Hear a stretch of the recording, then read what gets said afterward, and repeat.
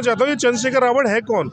I think Chandrashekhar Ravan को मैं जानता हूँ तो चंद्रशेखर जी को मैं जानता हूँ। चंद्रशेखर आज़ाद जो कि हमारे देश के शहीद रहे हैं उनको जानता हूँ मैं, चंद्रशेखर आज़ाद। और रावण का तो मैंने व्याख्यान सुना है, रावण था श्रीलंका का जो कि सीता जी का अपहरण कर ले गया। तो चंद्रशेखर रावण को नहीं मैं जानता, चंद्रशेखर आज़ाद और रावण को मैं जानता हूँ। दोनों नीला झंडा हाथी निशान, बीएसपी की यही पहचान। बीएसपी के पास ये तो गुमराह करने वाली बात है। अगर किसी को खाता खुलवाना है एक दो तो जा सकता है कहीं, वरना 100% दलित। जहाँ हाथी दिखेगा वहाँ दलित रहेगा।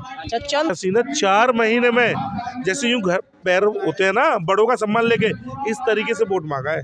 अच्छा ये आप सोचिए कि जब किसी अम्मा के पास आज तक कोई नेता नहीं आया, किसी बाबा के पास नहीं आया, कोई युवा चेहरा चलाया, उसके पैर पकड़ के बोले, रिक्वेस्ट करे उससे, बताया कि मैं डॉक्टर मुकेश राजपूत आपका बेटा, तो उसको लगेगा कि मेरा बेटा मेरे पास आ गया है, तो वो निश्चित ही आपको वोट देगी सर। अच्छा ये चीज़ है। अखबार में सुना है कि कहीं धरना पर बैठ गए, वहाँ बेहोश हो गए, लाठी चार्ज हो गया, जेल में पकड़ ले।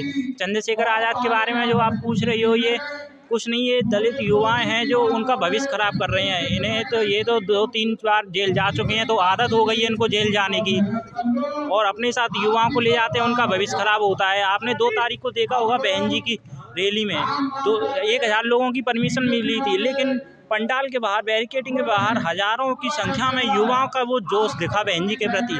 अगर बहन जी 2 तारीख को अपने आगरा में नहीं आती चुनाव के लिए वोट मांगने के लिए, लेकिन फिर भी बीएसपी को ही आता युवाओं का वोट। नमस्कार, मैं हूं आपके साथ में श्रवण चौहान और हम इस वक्त मौजूद हैं दलितों की राजधानी आगरा में, और आगरा के फतेहपुर सीकरी विधानसभा में हम मौजूद हैं। और यहां पर आज बसपा की रैली है, लेकिन रैली की जो तस्वीरें हैं वो तो हम आपको दिखाते चले आए हैं।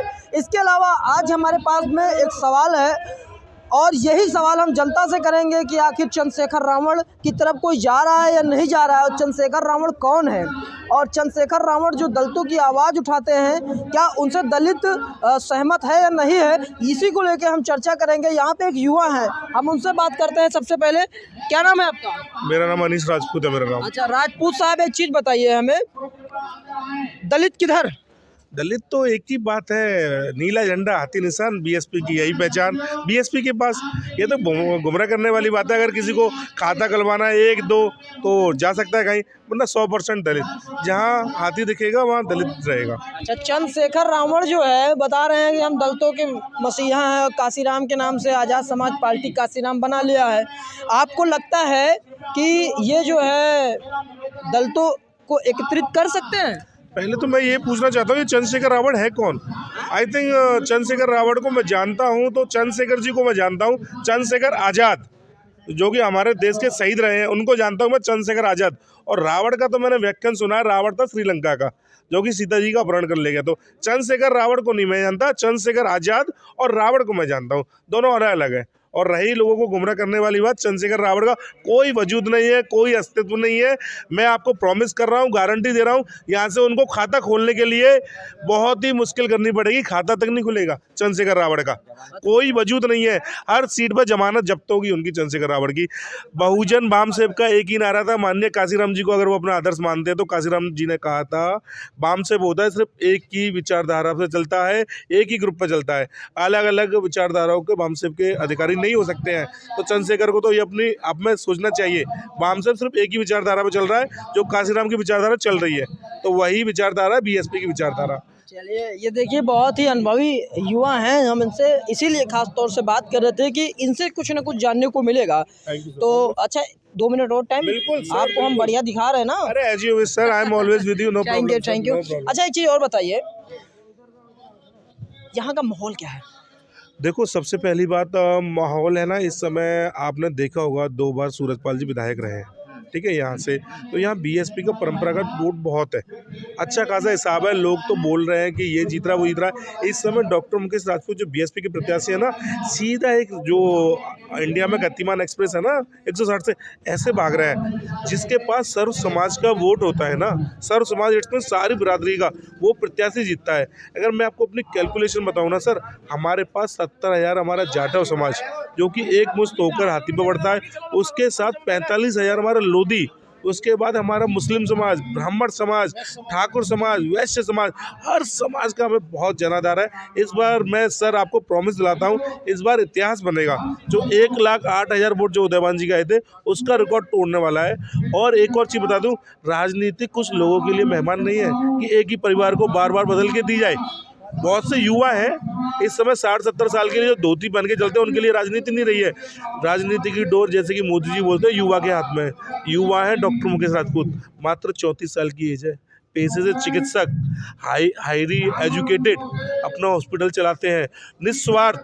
कोरोना में ज़्यादा बड़ी बात नहीं कर रहा, ऐसा कोई गांव नहीं है जहां डॉक्टर साहब ने सामग्री ना पहुंचाई हो। कोरोना में आपका सैनिटाइजर, मेडिसिन, खाने के लिए जन समर्थन तभी उनके साथ उमड़ा है। और दूसरी बात, बीएसपी 10 दिन पहले प्रत्याशी घोषित करती है, विधानसभा में 350 गांव है। आपको लगता है 10 दिन में 350 गांव कवर हो जाएंगे? जाते हैं, एक नुक्कड़ सभा कर ली, 10 गांव कवर हो गए। हमारे प्रत्याशी ने 4 महीने में, जैसे यूं घर पैर होते हैं ना बड़ों का सम्मान लेके, इस तरीके से वोट मांगा है। अच्छा, ये चीज़ आप सोचिए कि जब किसी अम्मा के पास आज तक कोई नेता नहीं आया, किसी बाबा के पास नहीं आया, कोई युवा चेहरा चला जाए, उसके पैर पकड़ के बोले, रिक्वेस्ट करे, उससे बताए कि मैं डॉक्टर मुकेश राजपूत आपका बेटा, तो उसको लगेगा कि मेरा बेटा मेरे पास आ गया है, तो वो निश्चित ही आपको वोट देगी सर। अच्छा, ये चीज़ है। हाँ, अच्छा, एक चीज़ ये बताइए, कहाँ रहते हो? मैं यहीं रहता हूँ, फतेहपुर सीकरी। ये बता रहे हैं चंद्रशेखर रावण कौन है, तो बता सकते हैं कौन? जी, चंद्रशेखर रावण के बारे में बता सकते हैं। मैंने ज़्यादातर इनके बारे में अखबार में सुना है कि कहीं धरना पर बैठ गए, वहाँ बेहोश हो गए, लाठी चार्ज हो गया, जेल में पकड़ ले।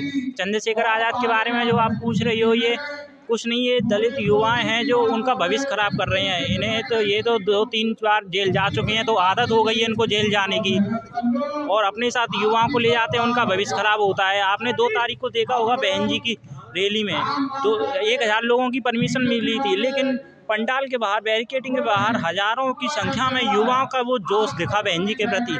अगर बहन जी 2 तारीख को अपने आगरा में नहीं आती चुनाव के लिए वोट मांगने के लिए, लेकिन फिर भी बीएसपी को ही आता युवाओं का वोट। चंद्रशेखर सिर्फ युवाओं का भविष्य खराब कर रहे हैं। अच्छा, ये चीज़ है जी, और कुछ नहीं, वो तो भविष्य आप खराब देख करने में सकते हैं कि यहाँ पे हमने चंद्रशेखर रावण के बारे में लोगों से बातचीत किया, तो यहाँ जो बसपा के समर्थक हैं उनको दलित नेता मानते ही नहीं हैं, और खुलेआम वो बताते हैं कि आखिर ये जो चंद्रशेखर रावण है, ये है कौन, हम उनको बिल्कुल भी नहीं जानते। और आप देख सकते हैं कि जो एक युवा हैं, हमने उनसे भी बातचीत किया, तो उन्होंने भी यही बताया कि जो चंद्रशेखर रावण है वो युवाओं को जोड़ के उनका भविष्य खराब करने का काम कर रहे हैं, और दलित समुदाय उनके साथ में बिल्कुल भी नहीं है। तो आपने देखा हमारा सर्वे कि दलित समुदाय जो है बीएसपी के साथ में है या फिर चंद्रशेखर रावण के साथ में, इसको लेकर जब हमने सवाल किया तो लोगों का जवाब आपके सामने है। इस पर आप लोगों को सोचना है, नीचे कमेंट में बताना है कि आखिर आप इस पर क्या सोचते हैं। आपको बता दें कि हम ये आगरा जनपद के फतेहपुर सीकरी से रिपोर्ट दिखा रहे थे, जिसमें हमारे सहयोगी आशीष मिश्रा कैमरा चला रहे हैं और मैं आपको रिपोर्टिंग दिखाने का काम कर रहे हैं। बहुत बहुत धन्यवाद वीडियो देखने के लिए। अगर आपने अभी तक चैनल को सब्सक्राइब नहीं किया है तो सब्सक्राइब कर लें और वीडियो को लाइक कर दें और शेयर कर दें। अगर आप कमेंट करते हैं तो हमें मोटिवेशन मिलेगा। बहुत बहुत धन्यवाद।